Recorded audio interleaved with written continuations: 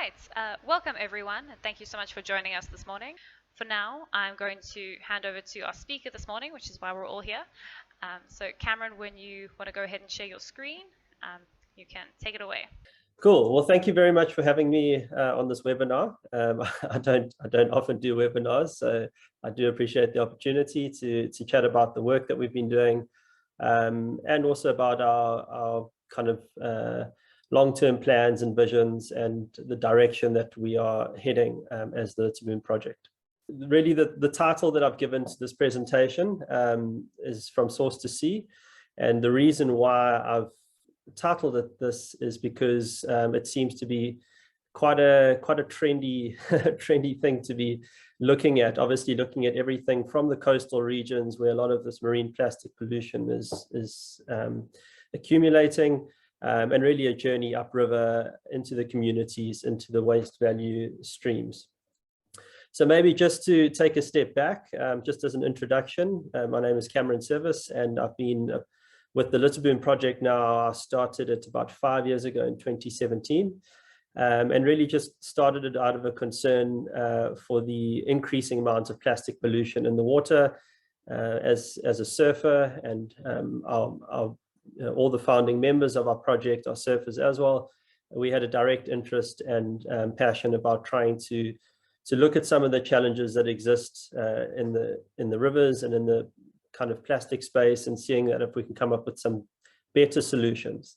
At the time, it was important for us to be able to look at something that was a little bit more strategic in terms of the waste management in the river systems, because the beach cleanups and cleaning up in the ocean to us really seemed like quite a futile kind of attempt at dealing with the plastic pollution crisis.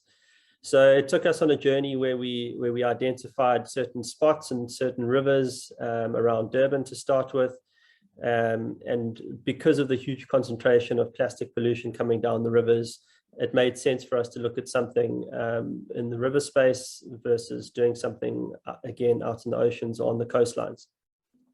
So a huge amount of our focus has been on the rivers over the last couple of years, and the principle really is how do we systematically deploy teams and resource and infrastructure at certain locations along the river where we can prevent it from moving far down the river, and more importantly, starting to have conversations about where this plastic is leaking from and what are some of the challenges that are resulting in this plastic leaking into the environment. So this is so really everything that we do, and the focus of our project is, and we're quite dynamic in that approach, is that we want to be able to create, we want to be able to identify different solutions at different levels of this challenge, and work strategically with partners to both, prevent the plastic from getting into the river altogether, and look at better mechanisms in terms of where this plastic leakage is coming from. So what is a Litterboom? As you can see in the picture there, it's quite a simple solution. It's an HDPE pipe that we connect and seal across on either side of the pipe, and we connect it across the river. The intention is to be able to have a low-tech solution so that our teams can effectively install and manage these devices along the river. The teams that work for us are typically community members within the areas that we're working in, and the simplicity or rudimentary nature of the Litterboom is really just so that it's easier for them to be able to replace, to manage, to pull out the water and empty on occasion, and really to take ownership of.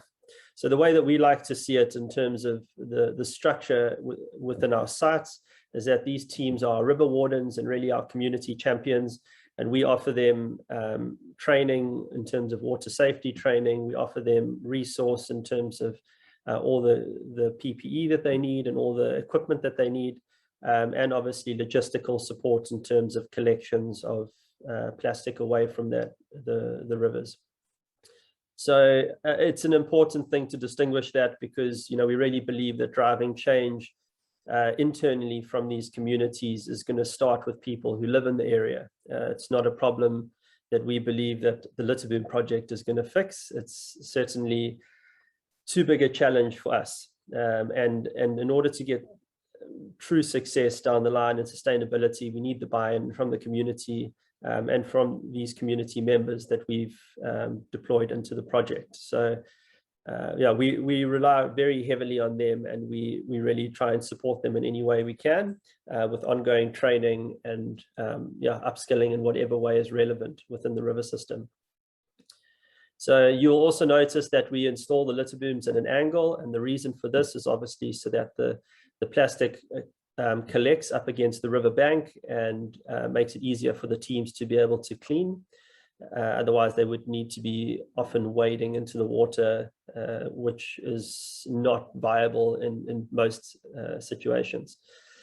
Yeah, we obviously, in terms of the placement of the litter booms, it's important for us to make sure that there's good flow rates in the areas that we are installing the litter booms. Otherwise, you know, if the river levels are too low, or if there's not enough flow rate, then we find that they are less effective. So it's important to be able to identify specific river systems that do suit the litter booms, and we have certainly had installations that haven't been as impactful as we'd hoped, and it's really just formed part of our strategy and R&D going forward. I think just to also point out, a lot of people say to me, you know, why, you know, this is kind of considered a huge intervention. And for me, the actual litter boom itself is a good solution, but the other half of the solution is the consistency of our team servicing the litter boom. So it's important to note that, you know, whether it's an HDPE pipe or whether it's some other mechanism, the intention really is how, you know, or what intervention can you put in there. You know, the material of what you're putting into the river is irrelevant, in my opinion anyway. It needs to obviously be robust. It needs to be able to kind of withstand fast flow rates, but we aren't necessarily set on, you know, this HDPE pipe and the river is a silver bullet solution. So, you know, just to distinguish that from the outset, that it really is a huge part of the project is the consistency and management of our teams at the Litterboom sites around the country. So yeah, we are currently operating in 6 rivers around KZN and 2 rivers in Cape Town, with our collections varying between 400 and 1,000 kilos per day. That's obviously seasonal. So, you know, we've just come out of our high rainfall period in Durban, or are going out of our high rainfall period in Durban. And obviously our collections are really high, effectively from December to Feb or March. And then we find that from June in Cape Town, you know, that's where our wet weather starts to ramp up there. So it's, yeah, at the moment, we are recycling the majority of the plastic that comes through, recycling or sending through to waste beneficiators. So in Cape Town, we've got a great partnership with a company called CRDC, and they're very proactive in a waste beneficiation initiative where they're taking plastic and they're putting it into a building aggregate. And they've obviously got offtake agreements where this aggregate is going to be used in structural and construction materials. So that's really exciting. Locally in Durban, we work quite closely with 1 or 2 small-scale waste beneficiation partners and are really developing that. But I will speak a little bit more about that in a bit. So yeah, just in terms of the litter boom itself and the teams in the river, we you know, for us it's really important to look at this the rivers as holistically as possible, and we work quite closely with other organizations that will complement river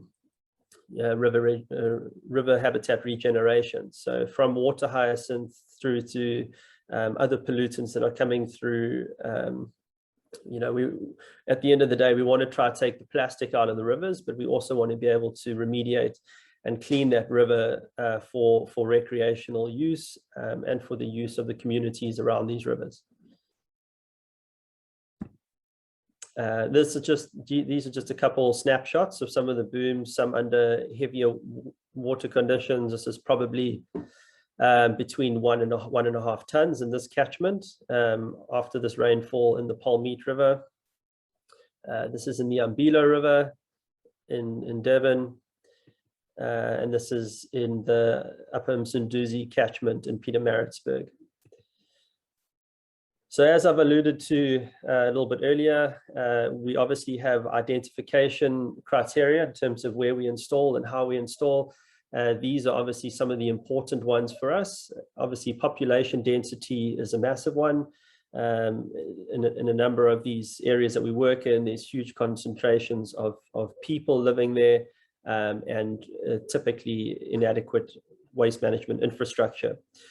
Recycling center proximity or innovation center proximity is also quite important because, logistically, we need to manage that in terms of getting the stuff out the river, but also in terms of the offtake and where we're taking that plastic so that it doesn't sit on the side of the river.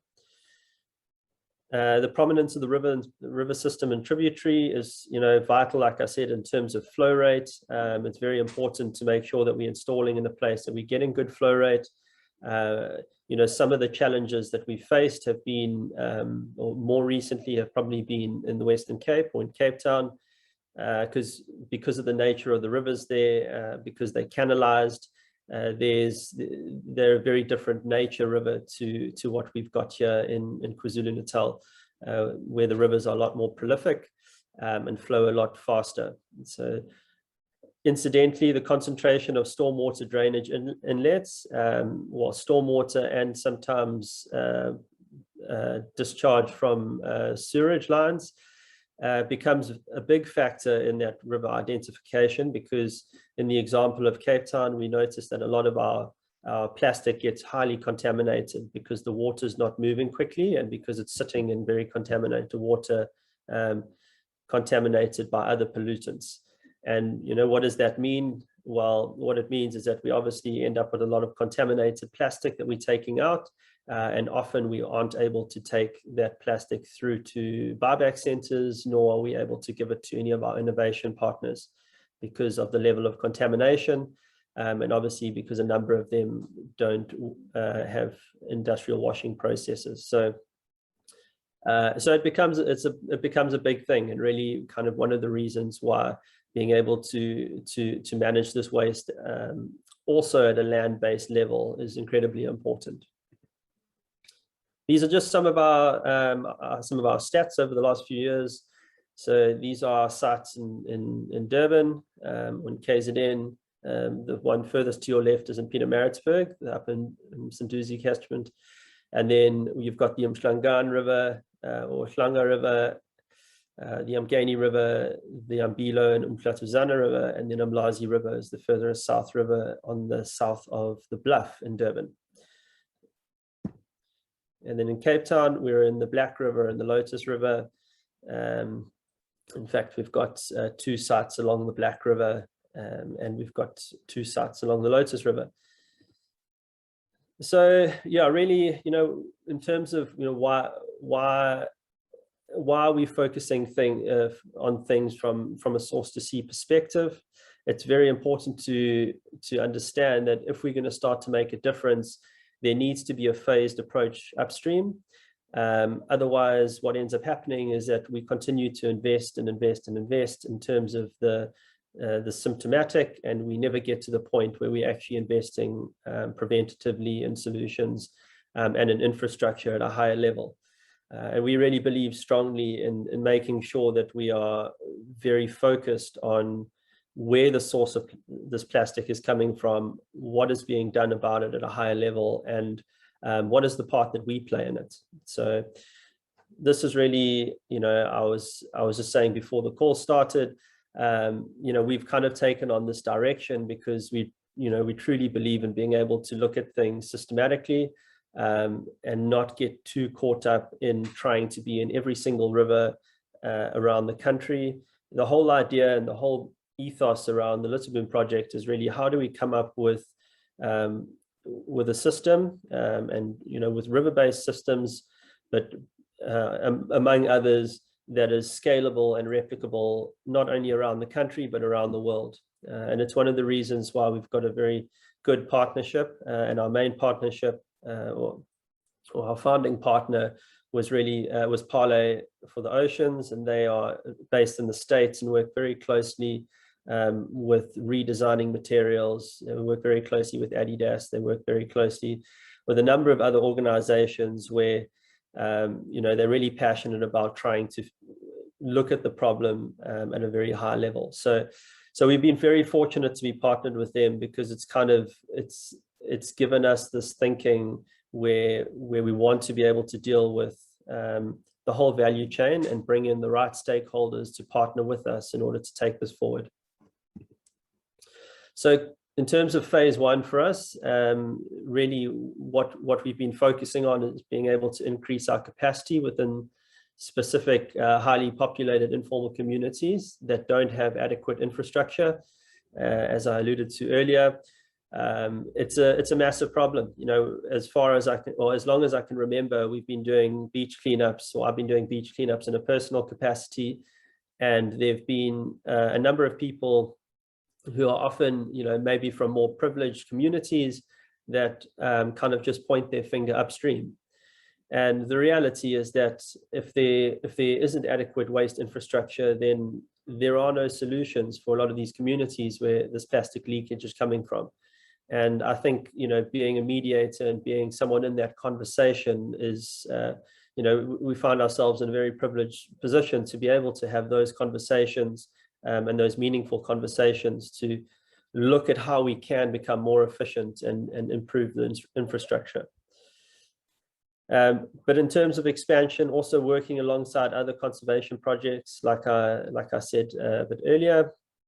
And then it's obviously vital for us to be able to strategically place our teams at points that are close to where the leakage is coming from, so that they're not too far away, and there's obviously a higher percentage of chance for them to be able to catch the plastic before it either moves into the reeds or sometimes does get through the boom.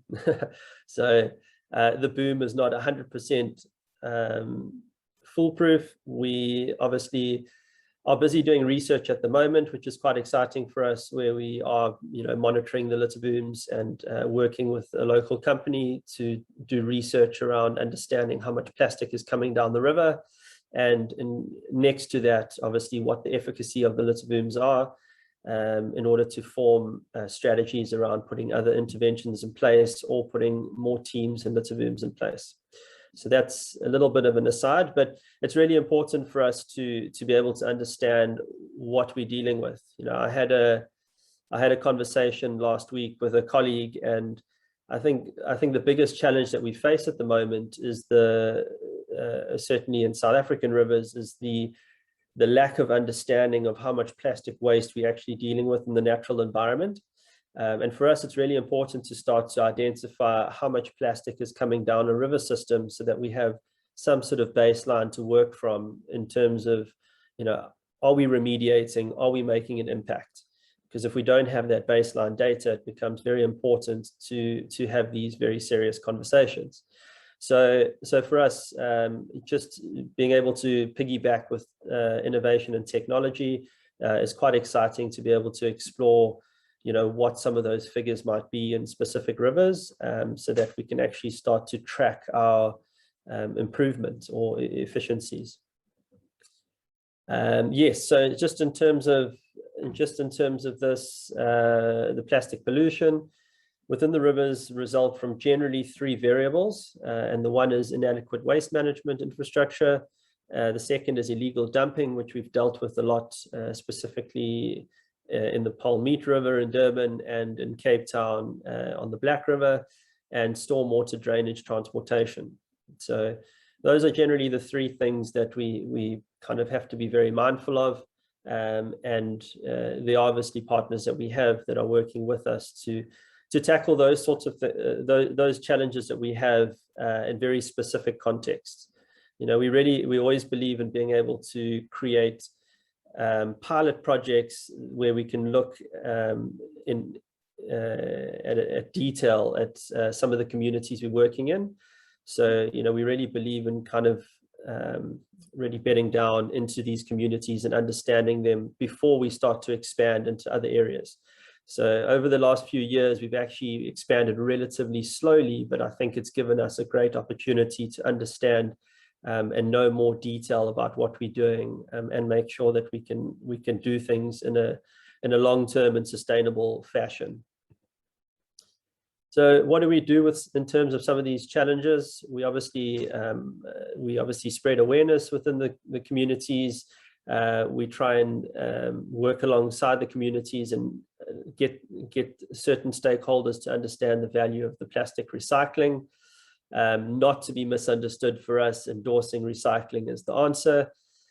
We just really believe that in the short term, the short to medium term, it's important that we capitalize on the infrastructure that we have, and at the same time being able to look at a higher level where we are moving towards plastic reduction as well. So just to put that in as a bit of a caveat. Yeah, and then investigating, we've held investigative illegal dumping workshops in Cape Town as well, which have been really productive, and hopefully we'll be doing more work around that. And then we're obviously installing litterbooms downriver of existing stormwater catchment outlets is a strategy that we kind of adopt in terms of physical installations. And then, yeah, just finally looking at some other solutions. There's a lot of scope for innovation along the full catchment spectrum, because something like stormwater catchment was always a brilliant design when you weren't introducing microplastics and plastics into the environment. And so we end up in a situation where it becomes very challenging, because now every single plastic item that is going into stormwater is effectively being channeled in a very coordinated way straight into our rivers and oceans. So it's very important for us to look at high-level strategies and how we can start to look at better mechanisms to improve this, with new challenges, such as the plastic pollution problem, which is not a new challenge, but in context of stormwater systems, it is relatively new.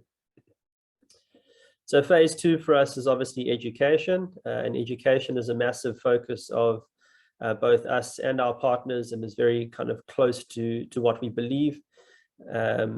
We really want to be able to get into these communities, and we also want to get into not just the communities that are struggling with the huge amounts of plastic accumulating, but into schools around South Africa, where we can get people to not only understand the problem, but understand the part that they play in resolving this problem, and specifically as the future of this country.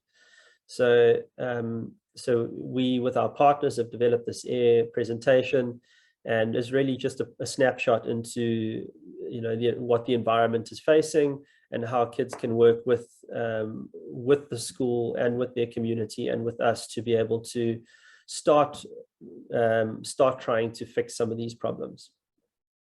We really believe in a submersive educational approach, and really the philosophy around education across the board. So whether I'm speaking to someone in the surf, or whether I'm speaking to you guys, or whether I'm speaking to people in the communities that are battling with this plastic pileup, the theme is the same. It's that if you can create a space that you can learn to love, then we believe that you'll be able to protect it.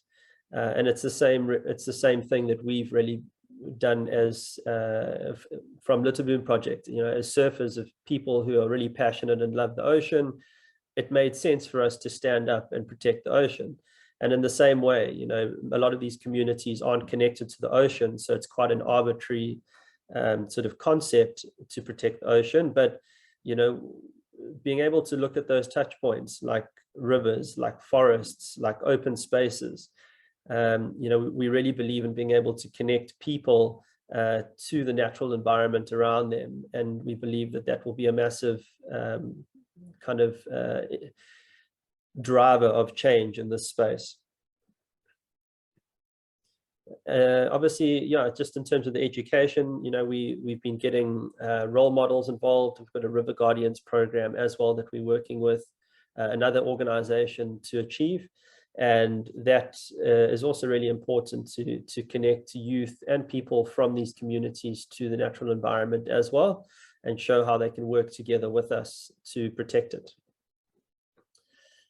Another massive thing. So, a lot of people speak to us about education.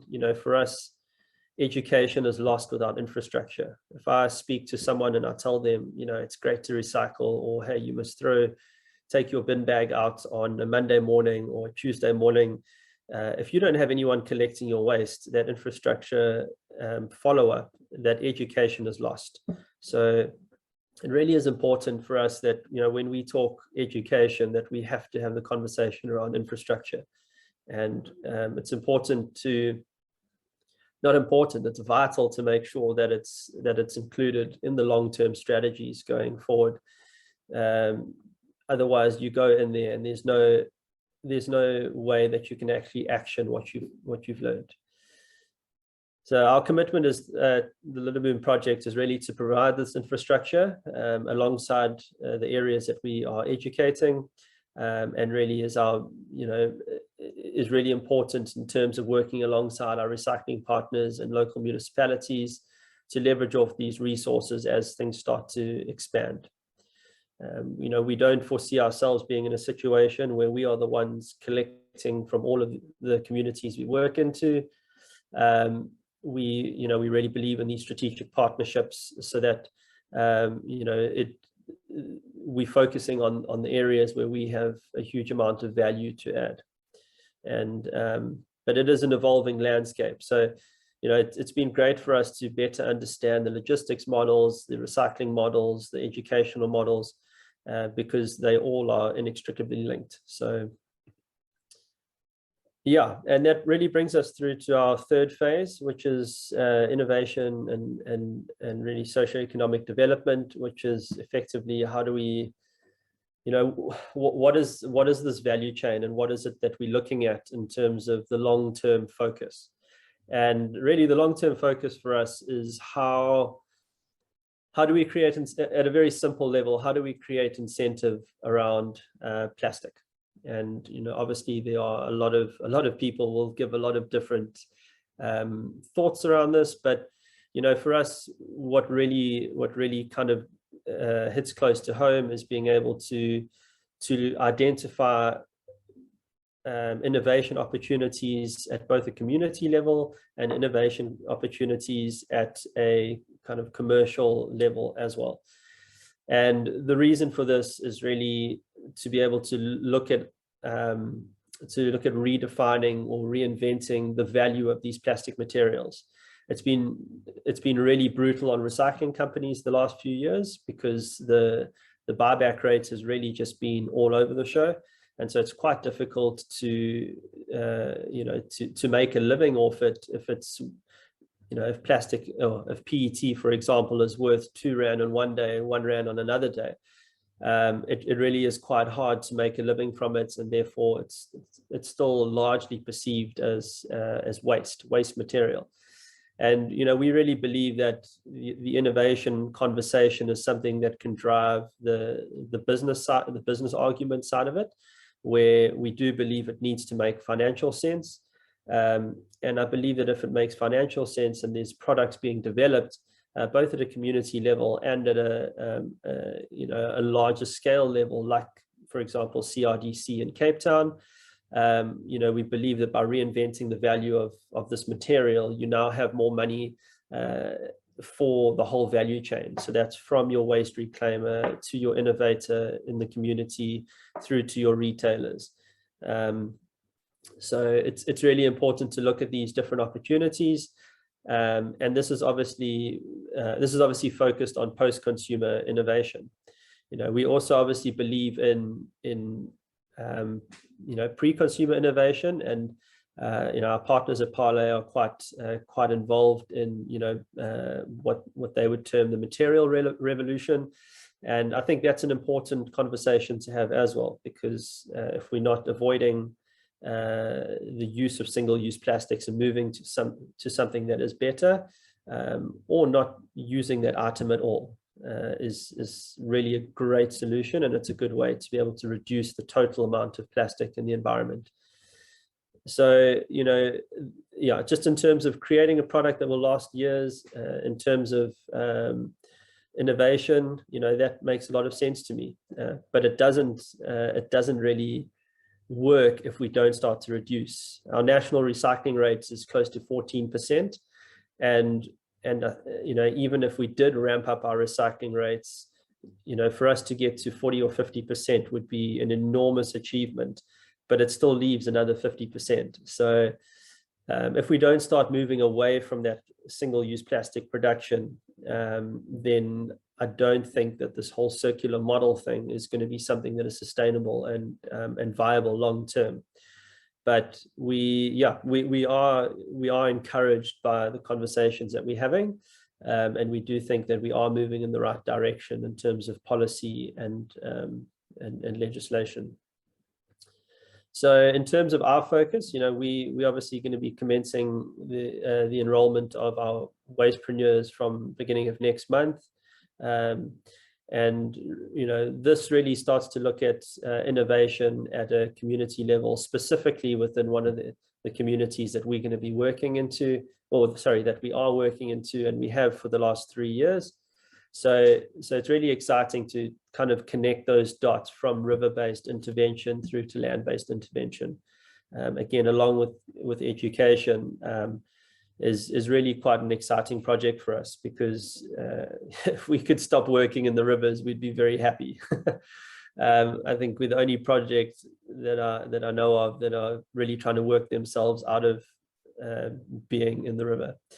But, you know, I think that focus has really created quite a dynamic environment for us, and we do tend to, you know, pivot our strategy and make sure that we're doing things that we believe offer the highest impact in the areas that we're working into. Yeah, and then for us, really the final stage of our focus, the final stage of what we want to be doing is obviously moving towards a sustainable subsidy model. You know, I pose a question there: how do we create sustainable projects from CSR funds? You can't.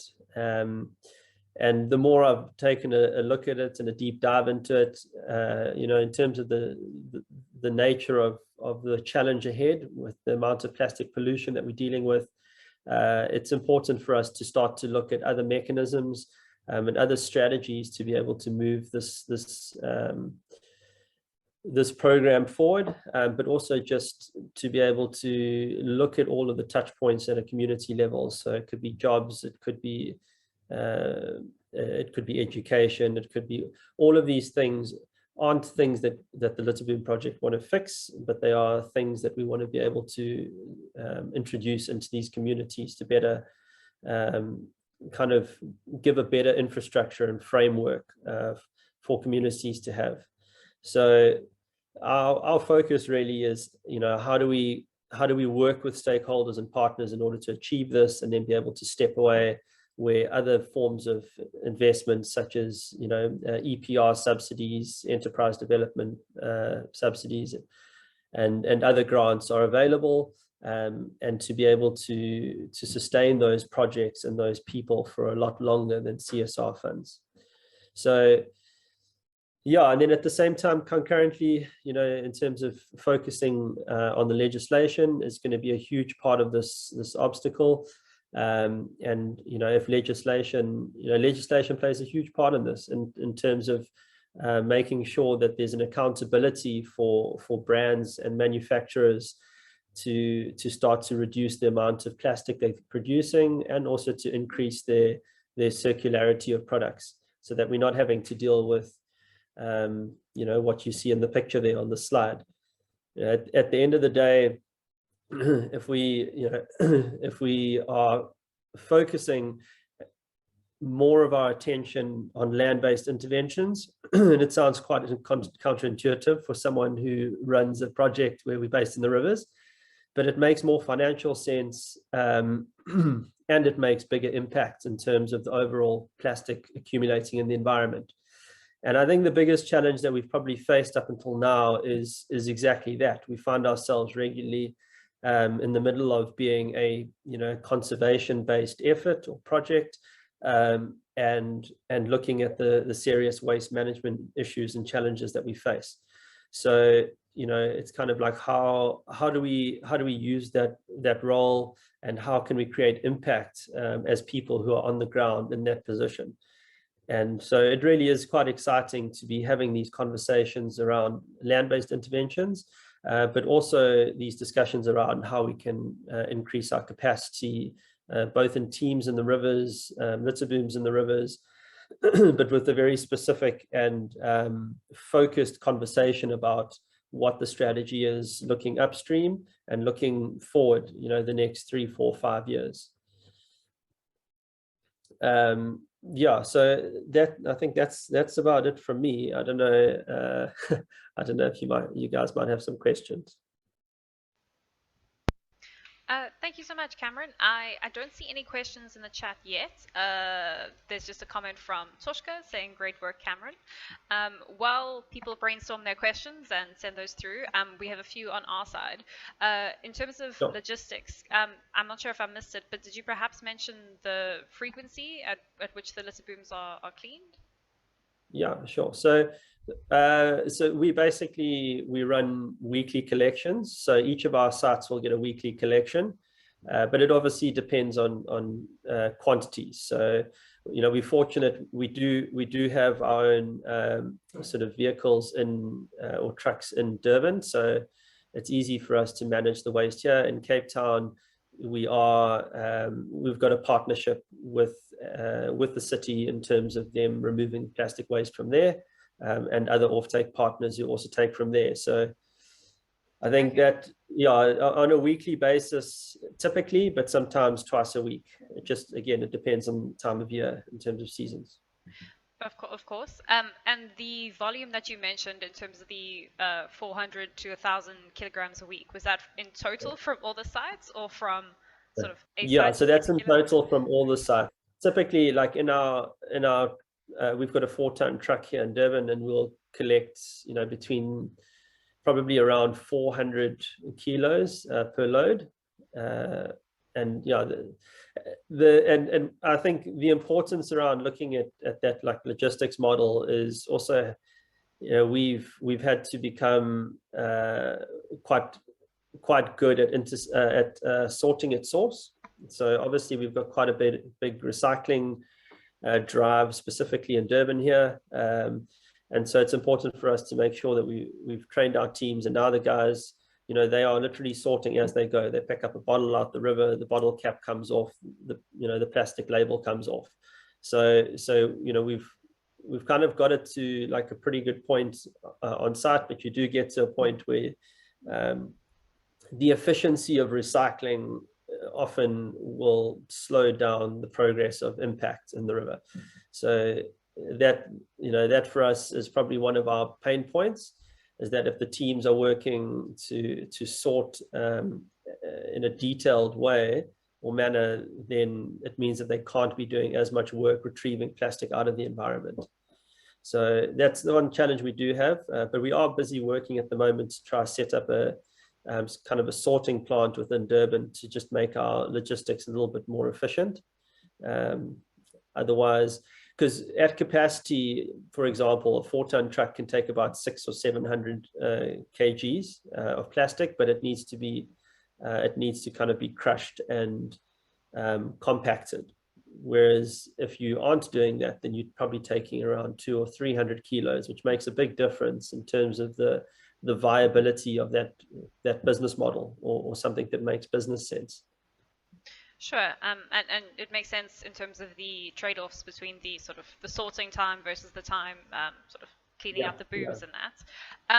You mentioned that you were doing a bit of baseline research, gathering baseline data, I'm assuming for upstream interventions. Has any work been done on sort of obviously you would categorize the litter in terms of what is recyclable, what isn't, and you would obviously have sort of good estimates in terms of the volume of litter. But in terms of sort of different material types, is there any data available on that?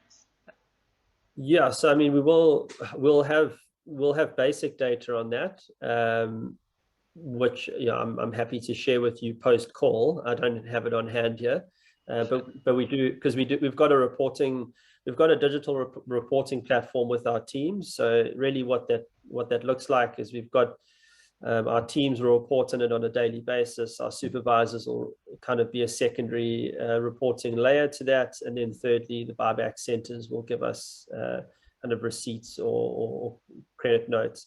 So all of that is plugged into a central system where we can collect all of the data that we have.